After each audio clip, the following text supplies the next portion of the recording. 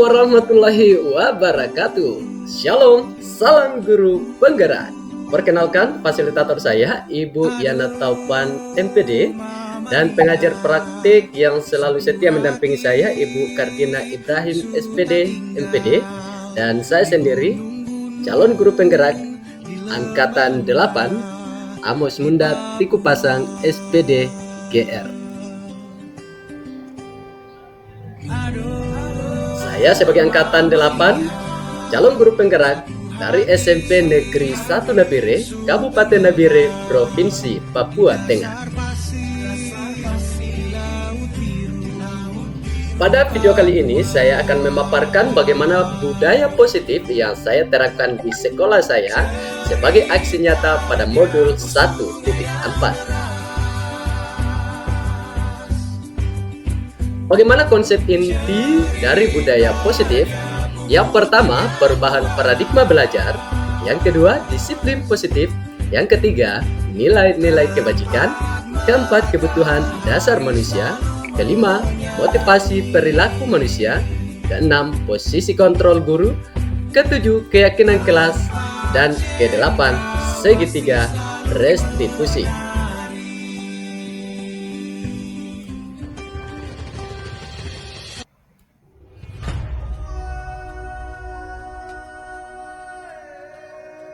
Pembelajaran dengan paradigma baru.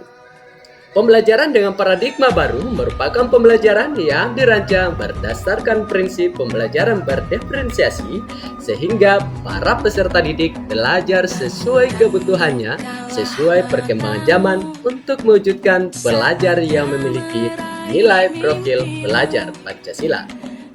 Ya, terwujudnya kita sepakat menggunakan murid atau peserta didik atau siswa?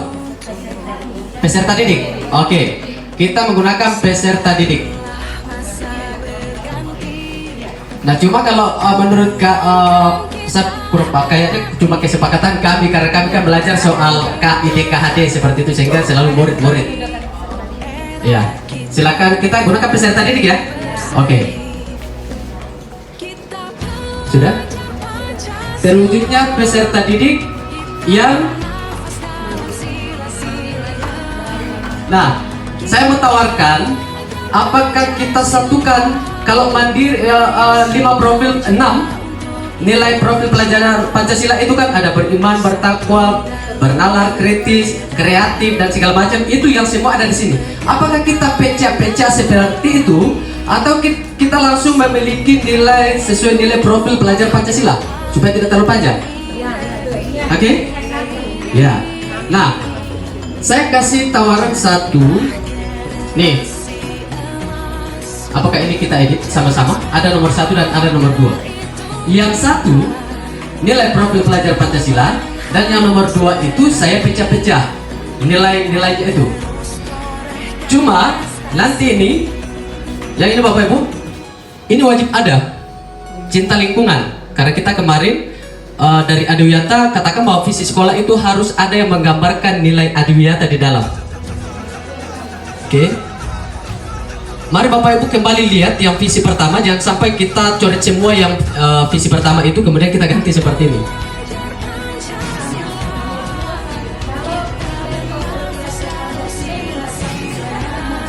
Ya. Oke. Ya. Nomor 2 supaya jelas, oke? Terwujudnya murid yang beriman, berkebinekaan global, bergotong royong, kreatif, bernalar kritis, mandiri, dan cinta lingkungan yang berbudaya. Begitu? Nah, mari kita lihat yang visi lama.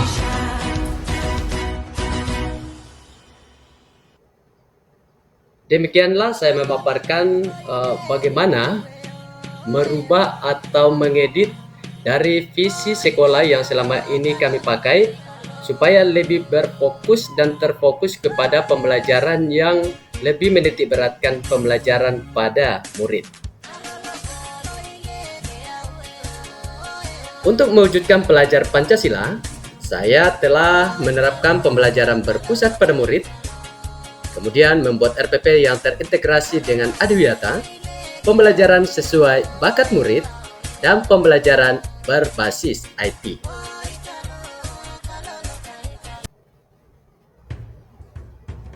Berikut contoh pembelajaran yang saya terapkan dengan mengedepankan murid sebagai subjek belajar. Pada pelaksanaannya, untuk mendukung visi sekolah, maka pembelajaran yang saya terapkan lebih menitikberatkan pada pembelajaran sesuai dengan kondisi lingkungan sekolah. Di sisi lain, pembelajaran yang saya terapkan lebih bersifat permainan supaya peserta didik lebih semangat dan rasa percaya dirinya semakin tumbuh dalam kolaborasi kelompok. Pada pelaksanaannya, murid mengerjakan pekerjaan yang ada di sekitarnya, misalnya memanfaatkan barang-barang bekas menjadi barang yang dapat bermanfaat digunakan, seperti membuat permainan tradisional dengan versi modern.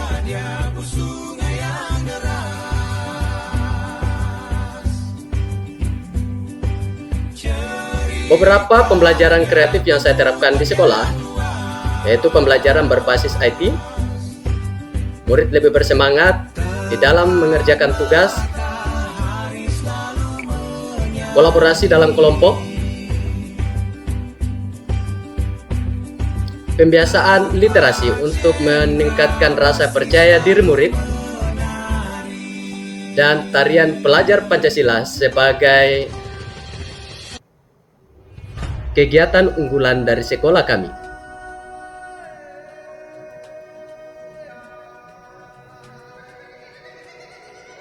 Saya telah membuat RPP yang saya buat di aplikasi Canva yang dapat diakses oleh semua guru di sekolah saya.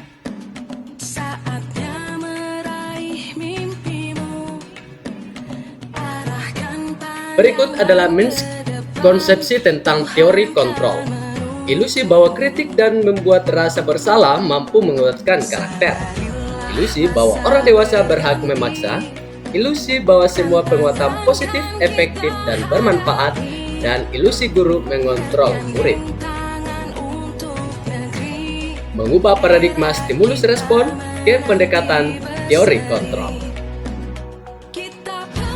Untuk memenuhi perubahan yang lebih baik terkait paradigma stimulus respon ke pendekatan teori kontrol, saya melakukan sosialisasi di sekolah saya dengan melibatkan kepala sekolah, dewan guru, tata usaha, murid, dan komite sekolah.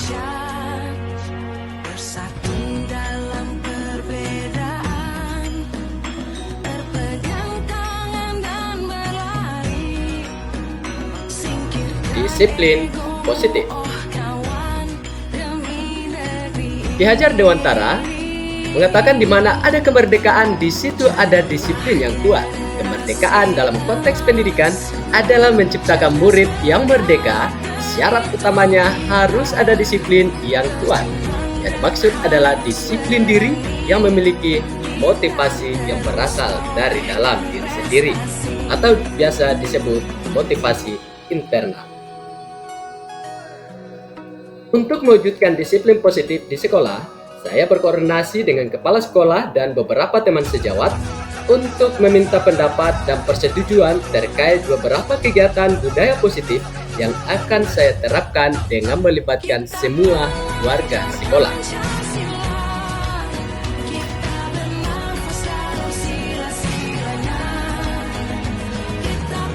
Nilai-nilai kebajikan merupakan payung besar dari sikap dan perilaku kita atau fondasi atas perilaku kita. Sifat-sifat positif manusia yang merupakan tujuan mulia yang ingin dicapai setiap individu. Misi yang memiliki nilai kebajikan. Profil pelajar Pancasila, Ibu Primary Years Program, 9 pilar karakter, petunjuk seumur hidup dan keterampilan hidup, dan proyek nilai kebajikan. Ada siswa, Bapak Ibu sama tanya dulu. Bapak Ibu mungkin ada gurunya yang paling diingat mulai dari SD sampai SMA, ada? Ada. Udah saya tanya. kenapa diingat? Apakah baiknya, apakah jahatnya? Kenapa yang paling diingat, yang paling berkesan menurut Bu Ratih? Ciri khas cara mengajar. Cara mengajarnya menurut Bu Ratih bagus. Kami mungkin saat itu waktu SMA atau SMP masih anak-anak ya. Jadi kalau guru itu punya ciri khas, ya anak-anak itu kami menghitung yang bilang ya anak-anak itu. Oh, metodenya bagus ya, kayak cepat tangkap itu. Oke, ada lagi? Ibu Pak William ya? Nah, Yang pertama, saya ingat terus guru saya guru bahasa Inggris jahat. oke. Yang kedua ada guru fisika saya bagus mengajar dan paham. Iya. Dan itu ingat terus namanya. Baik. Metodenya. Oke. Ya, sikapnya jahat dan metode pembelajarannya bagus. Oke.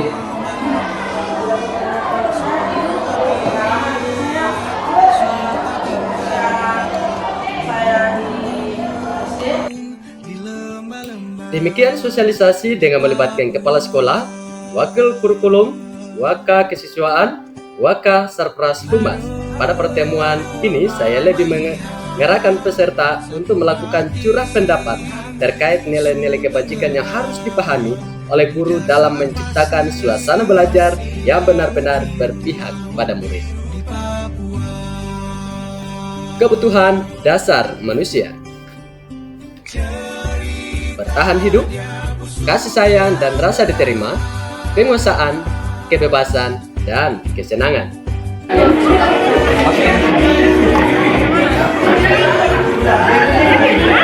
Siapa empat kita?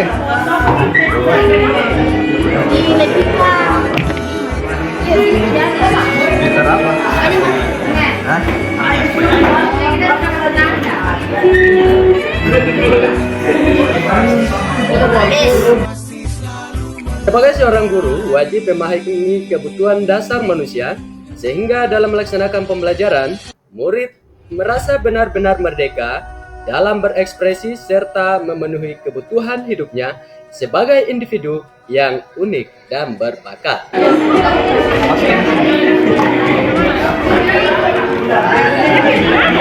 Siapa empat kita?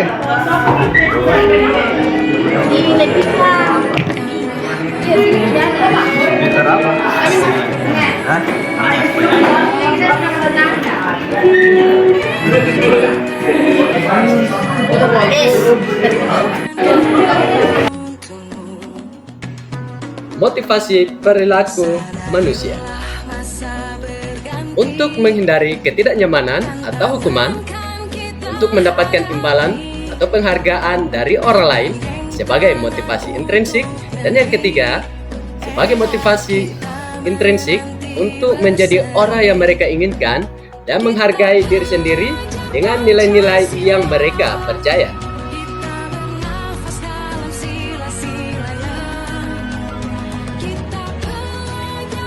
Untuk menumbuhkan motivasi intrinsik, saya menerapkan beberapa pembiasaan di sekolah saya, seperti pembiasaan murid mengangkat sampah tanpa diperintah, menjaga lingkungan dengan cara tidak membeli jajan dengan kemasan plastik.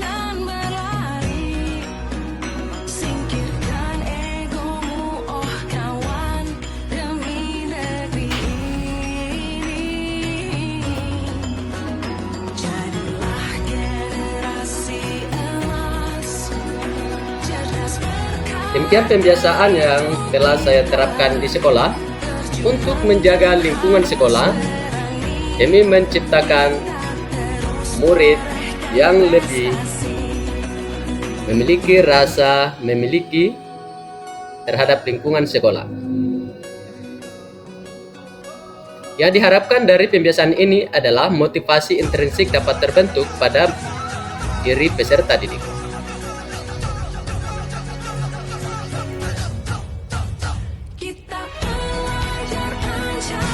5 posisi kontrol guru. Yang pertama, membuat merasa bersalah. Yang kedua, pemantau. Yang ketiga, penghukum. 4, teman. Dan yang terakhir adalah manajer.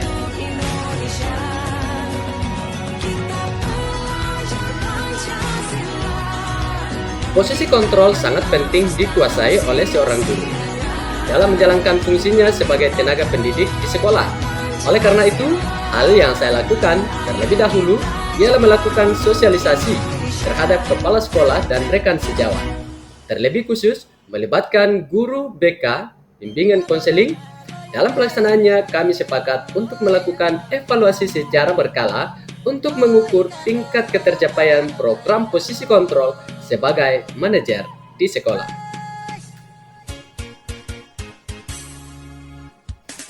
Pembuatan keyakinan kelas. Syarat keyakinan kelas bersifat abstrak, pernyataan universal, kalimat sederhana, sesuai kondisi kelas atau sekolah. Semua warga kelas atau sekolah dilibatkan saat membuat keyakinan.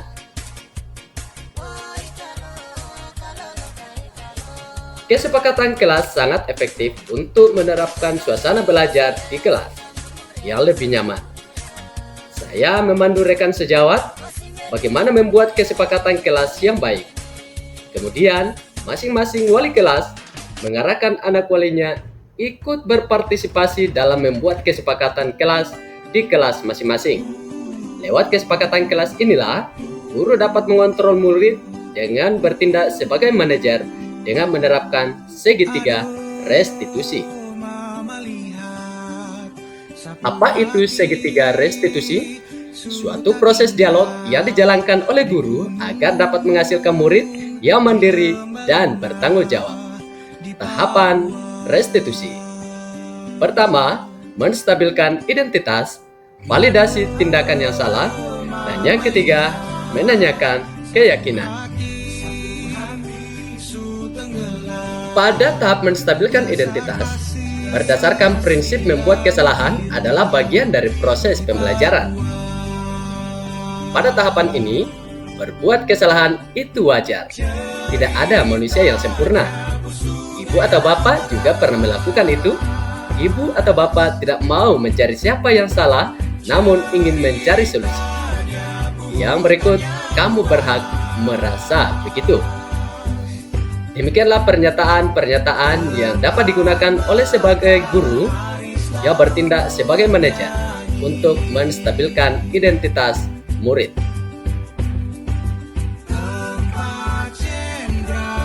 Tahapan kedua, yakni validasi tindakan yang salah.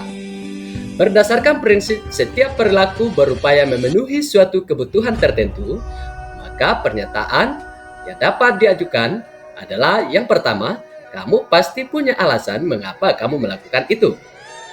Padahal kamu bisa melakukan yang lebih buruk lagi dari ini ya. Kamu patut bangga karena telah melindungi sesuatu yang penting buatmu. Kamu melakukannya karena mempertahankan sesuatu yang penting bagi kamu.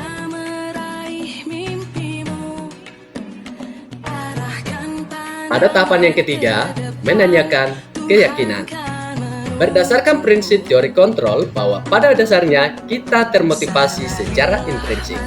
Oleh karena itu, beberapa pernyataan yang dapat digunakan oleh manajer pada tahapan keyakinan, yakni apa keyakinan kelas kita, nilai apa yang telah disepakati bersama, seperti apa gambaran sebuah kelas yang ideal menurut kamu, kamu ingin menjadi orang yang seperti apa.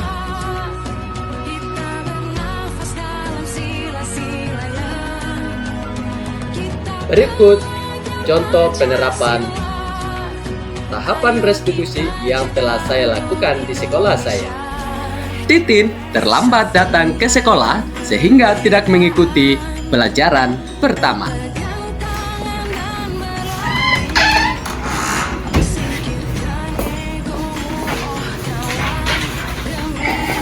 Pagi Titin. Pagi Pak Guru. Bagaimana kabarnya? Puji Tuhan baik Pak Guru. Baik. Titin tahu mengapa Pak Guru panggil kemarin? Tadi Titin berangkat ke sekolah jam berapa? Jam 7.30 ya. Titin tahu jam pelajaran di sekolah kita mulai jam berapa? Nah, kalau berangkat dari rumah jam 7.30, sementara pelajaran di sekolah kita mulai jam 7.30, apakah Titin tepat waktu? Tidak Pak. Masih terlambat ya? Nah, betul sekali, tapi tidak apa-apa. setiap manusia pasti melakukan sebuah kesalahan, termasuk Pak Guru, dan itu sudah manusiawi. Namun di sini Pak Guru tidak mencari siapa yang salah, namun di sini kita sama-sama mencari solusi supaya Titin tidak datang terlambat lagi ya. Nah, kira-kira Titin punya alasan apa sehingga tadi datang terlambat ke sekolah? Nah, kamu kesiangan. Mengapa bisa kamu kesiangan itu? Jadi alasan Titin datang terlambat ke sekolah itu karena tidak terlambat. Nah, menurut Titin, keyakinan kelas apa yang Titin langgar? Nah, betul sekali. Kira-kira langkah apa yang Titin akan lakukan supaya Titin tidak datang terlambat lagi? Saya memperhatikan waktu tidur malam, mengurangi bepergian di malam hari, terus menyuruh kakak untuk membangunkan pada pagi hari dan menyalakan kamar pagi. Oke, betul sekali. Jadi ada beberapa poin yang tadi Titin sudah tawarkan ke Pak Guru. Kapan Titin akan melaksanakan itu? Sebentar malam Pak. Baik sekali. Titin sudah berusaha untuk menjadi lebih baik. Bapak doakan supaya Titin menjadi anak yang lebih baik dan menaati peraturan di sekolah kita ya. Iya Pak Guru. Ya, mungkin itu saja maksud Pak Guru untuk memanggil Titin kemari. Semoga saja Titin lebih baik lagi dan semangat lagi ya. Iya Pak Guru. Oke, boleh Titin kembali ke kelas. Ya. Titin terlambat datang ke sekolah sehingga tidak mengikuti pelajaran pertama.